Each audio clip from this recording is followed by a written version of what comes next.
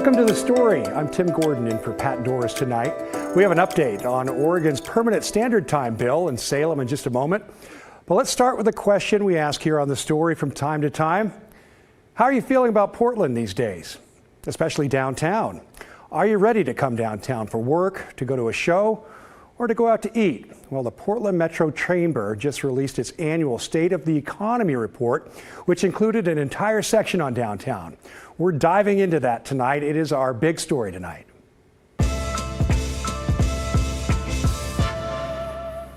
Well, if you ask the Portland Metro Chamber where we go from here in regard to the Rose City, they say it's time to stop comparing Portland to its past and start working on something new, especially when it comes to downtown. Well, let's get into the report now. First, who's actually moving to the Portland area? Well, we've heard for a while now that people are actually leaving Portland. The Portland Metro Chamber says that trend is continuing. When you look at the 4 counties in the metro area, 3 of them have been losing people in the last 2 years after a decade of growth. Multnomah County especially losing more than 10,000 people last year and 12,000 the year before. Now, Clackamas and Washington counties have also seen their populations drop. But it's a much different story in Clark County, which grew by more than 3,000 people last year. Why? Well, the chamber says there could be a lot of reasons, but they're chalking it up to 3 big things. People changing up their lifestyles now that working from home is more common, an unaffordable housing market in the Portland area, and yes, you guessed it, high taxes. Now, they said big declines in Multnomah County's population, which contribute to a region-wide loss, suggest too many households and businesses see better value propositions elsewhere. Once a migration magnet, the Portland area appears to have hit an affordability wall. Meanwhile, in Clark County, they say people and businesses are being lured by lower taxes and more available land, along with new development like the Vancouver waterfront. Now, Portland's real estate market has become unattractive on a national scale. Back in 2017, the Urban Land Institute had us ranked near the top, 96th percentile. But as you can see, we've fallen sharply since then, just dropped right off, and that fall started happening before the pandemic, although it really sped up in 2020. Now we're ranked 51 out of 80. When it comes to building new housing in Portland, the chamber found a sharp drop-off in permits for new construction because of high interest rates, limited access to capital, and a slowdown in permitting. They say it doesn't bode well for housing affordability in Portland's future, and they don't think the metro area will meet the state's housing goals. Remember, Governor Kotek wanted to build 36,000 new units of housing a year. So now let's look closer at downtown. According to a report by real estate firm Colliers, about 1/3 of Portland's offices are empty right now, and they're expecting that number to rise to about 40% this year as leases that were signed before the pandemic expire and they don't get renewed. The Metro Chamber's report shows we have 8.6 million square feet of empty office space right now. To put that in perspective, that's like having 44 standard Walmart stores all sitting empty.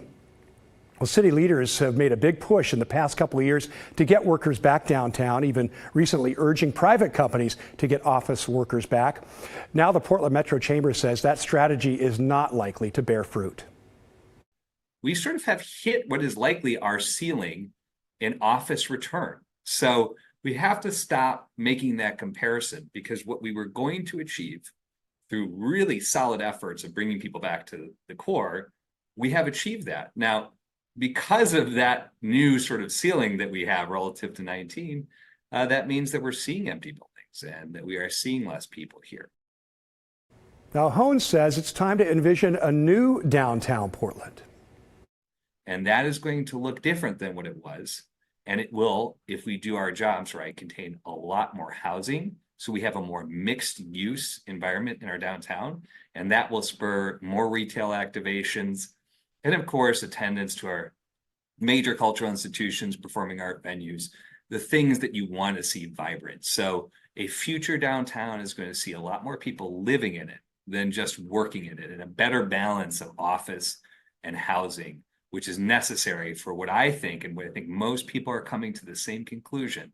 The new downtown, the new central city won't just be office 9 to 5. It's going to be 24/7, 365 live, work, play types of neighborhoods that celebrate the cultural institutions, the retail establishments, but that are neighborhoods. And we need to establish downtown as a neighborhood that people live in.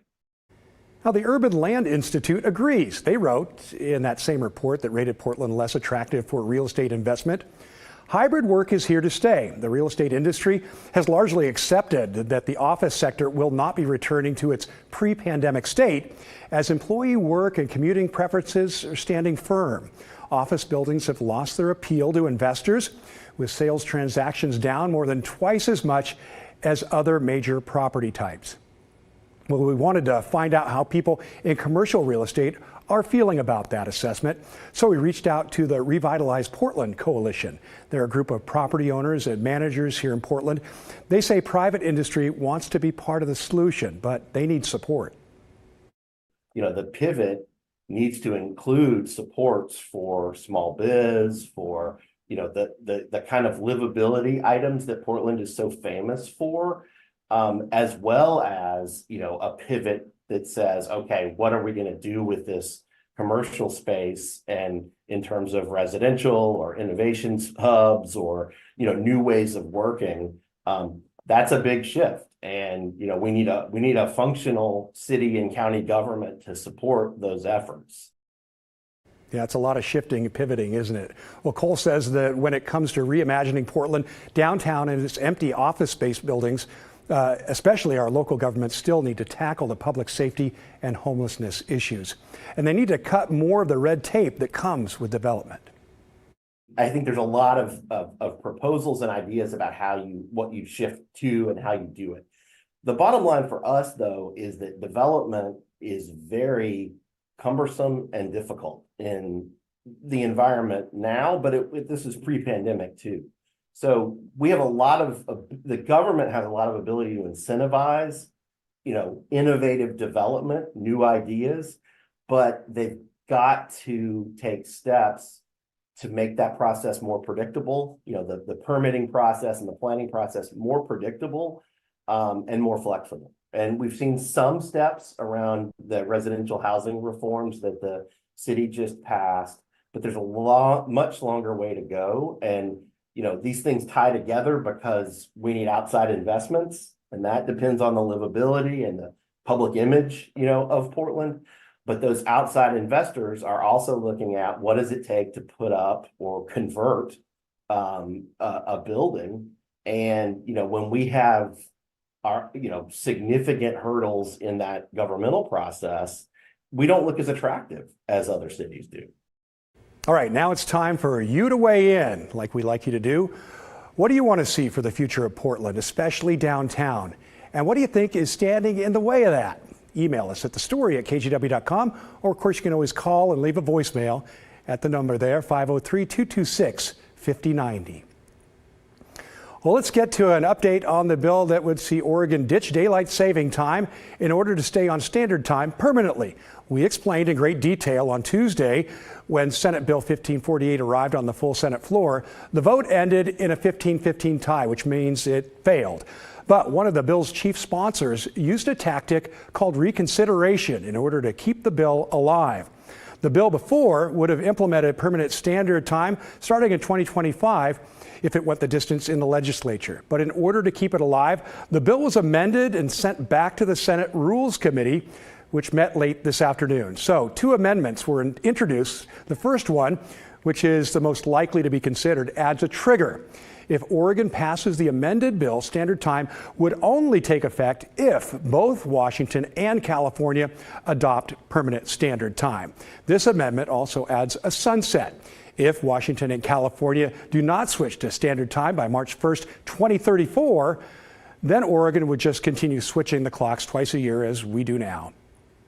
Well, the other amendment is very similar. Instead of Washington and California needing to make the switch, this amendment would only require one of them to do so before Oregon joined in. It also includes the sunset. Well, through brief discussions in the Senate committee today, it seems the First Amendment requiring both neighboring states to switch will win out. No decision or vote was made today, just a public hearing with more testimony. Next up is a work session in that same committee where a vote is likely on whether or not to send the amended bill to the full Senate for another vote there. That work session has not yet been scheduled, but permanent standard time in Oregon still has a ways to go, even in our own legislature. When it comes to Washington and California's efforts, well, Washington's bill to adopt standard time died in their session this year, and the next time they would take it up would be their next session, which is in 2025. In California, their standard time bill was referred to a committee more than 2 weeks ago now, and it's gone nowhere since then. Well, now let's get to some of your thoughts on our big story last night. And this is regarding a really bizarre case of mistaken identity in Southwest Washington. A family was told their loved one was on life support, and they ultimately decided to pull the plug. But it turns out the man who ended up dying was not the person they thought he was. Instead, it was their loved one's roommate. And that person's family was only told their father had died and didn't find out about the medical mix-up until our Kyle Aboshi called them and told them about it recently, 3 years after their father had died. Now, there are a lot of elements to this story, and if you missed it last night, be sure to check it out on the KGW YouTube channel. But for those of you who tuned in last night and saw it, there were a few themes to your emails in response. Amy wrote in, "What struck me is, why didn't these people go and look at their family member before deciding to pull the plug? Yes, hospitals make mistakes, but these people made a life decision without seeing the patient, and that is wrong." And that leads to John's comment. You failed to tell the entire story. This occurred during the COVID shutdown, and certainly the COVID restrictions played the bigger part in this unfortunate situation. Many people were denied simple human rights during the pandemic. Others wonder about the hospital policies surrounding the choice to take someone off life support. A viewer on our YouTube channel wrote, "When I worked in a hospital, there were multiple checks in place to prevent the wrong patient from getting medication. I find it unbelievable they wouldn't do multiple cross-checks before pulling the plug." I am shocked. I had to put my dog down. Before that could happen, we got a call from the veterinarian, and after extensive talking, found out that there was no hope. So I said, go ahead and euthanize him. They said, we can't do it unless you view the body of the dog or view the dog. And then we went in, we viewed the dog. They still wouldn't let us do it. We had to sign papers after viewing the dog. Why wasn't the family required to view this man? If they did that, they would have known instantly it wasn't their brother. I don't understand the hospital screwing up this much. She makes a good point. When Kevin sums it up nicely, "I can't stop thinking about the family of the person that died. I believe they deserve an apology from the hospital, and one in person. The hospital should man up and apologize even after the fact. The family at least deserves that."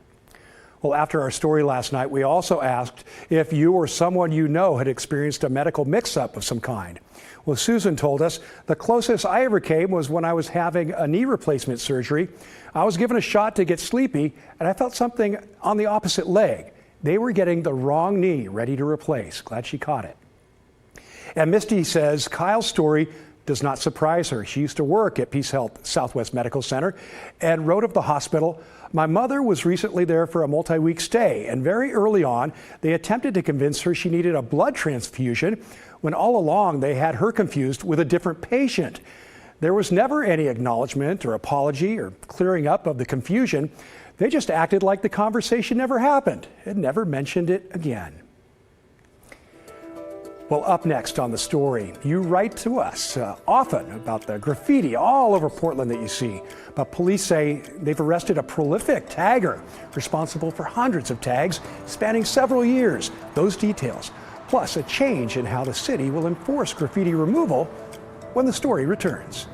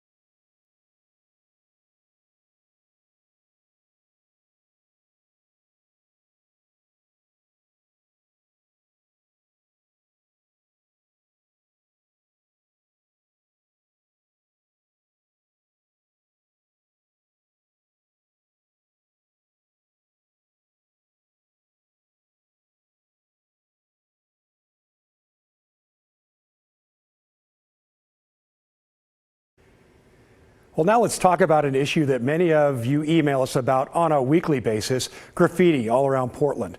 Today, police announced an arrest of a man they call one of the city's most prolific taggers, responsible for hundreds of tags, many of which you've likely seen over the last several years. John Adams has a story. It's a common sight in the city of Portland. Signs, bridges, and buildings covered in graffiti. Portland police say serial vandals oftentimes tag locations with a word or phrase identifying their work. The Portland Police Neighborhood Response Team has worked for years on tracking down these individuals and bringing them to justice. On Thursday, they announced the arrest of someone believed to be one of the city's most prolific taggers, 27-year-old Jerry A. Mahangos, known by the four letters KASR. Mr. Mihangos and I have known each other now for about 2 years that I've been investigating him. He has put up KASR tags all over this city hundreds of times. Mahangos has been arrested multiple times for tagging before and even pleaded guilty to charges in 2023. Officer Nathan Kirby-Gladkowski with Neighborhood Response gave us insight into the world of graffiti vandals, a world where fame comes from putting your tag up often, and the riskier the location, the better. This community, the people that are all in on it, that's what they seek. It's a thrill, it's validation, it's purpose. And so they go out there and they put their tag up again and again and again and again with that goal in mind. PPB believes Mahangos is just one of a number of prolific taggers that have been active in Portland over the last few years. Professional skateboarder Emil Laurent was arrested for tagging in August 2022. He avoided jail time by cutting a deal with Multnomah County prosecutors, but is serving 3 years of probation. Police say each time a major tagger is arrested is a win. Investigators oftentimes learn about a tagger's associates by going through their phones when they are in custody, leading to more arrests. Our goal is to keep going after one large-scale graffiti vandal after another, and then to cause deterrence amongst their peers. But this work can feel like an endless cycle. Graffiti goes up, is cleaned off, and goes up again. While charging a major tagger can feel like a victory, Officer Kirby-Gladkowski admitted that the battle to keep the Rose City free of graffiti is far from over. That said, there is still a lot of graffiti in this city, and we have a lot of work to do. Neighborhood Response told us they're usually investigating 1 to 2 major taggers at a time, building a case against them with the hopes of one day bringing them to justice. In Portland, John Adams, KGW News. Thanks to John for that. And coming up tomorrow night, Portland City Council recently made a change when it comes to graffiti removal and the city code surrounding the way it happens or doesn't. But will the change be enough to make a difference? You can be the judge. You'll hear directly from the city commissioner who helped make that happen tomorrow night here on The Story. Well, up next on The Story, the Coast Guard is launching a new pilot program designed to keep whale populations safe. What you need to know about the whale desk, including how much it will cost to run, and a shortfall when it comes to who participates. Plus, today marks 44 years since one of the greatest moments in U.S. sports history. We're heading into the KGW Vault to see what we could uncover from Lake Placid back in 1980 when The Story returns.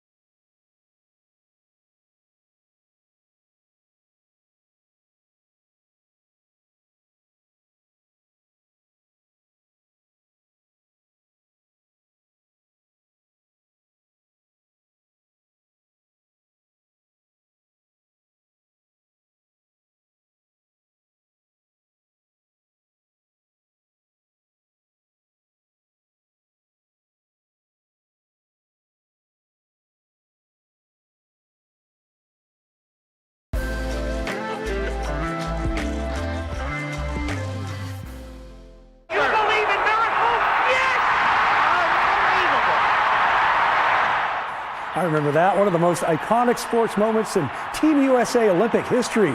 The miracle on ice was 44 years ago today, February 22nd, 1980.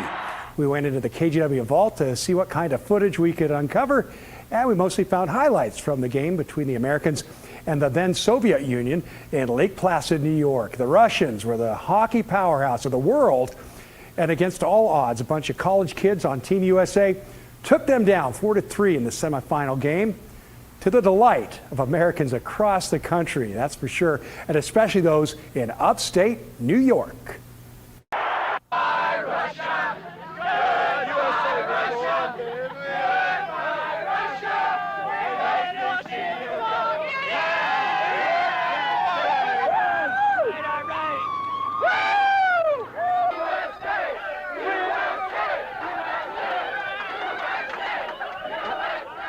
Great. There's some partying going on there. You can tell the footage that's beginning to struggle there. But while the film may be failing at this point, many of our memories of that night will certainly not. Team USA advanced to the gold medal game against Finland, scoring 3 times in the third period for a come-from-behind amazing victory in order to complete the run that nobody really saw coming and win gold.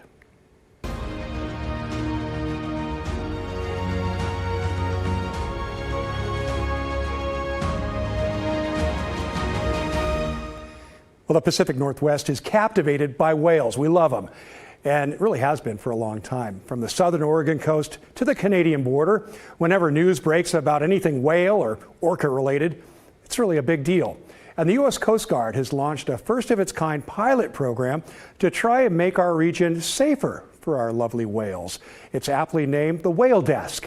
The command center is based in Seattle and will help warn mariners, people out on boats out there in the Salish Sea, about whales they may be crossing paths with. Brady Wakayama from our sister station King 5 explains.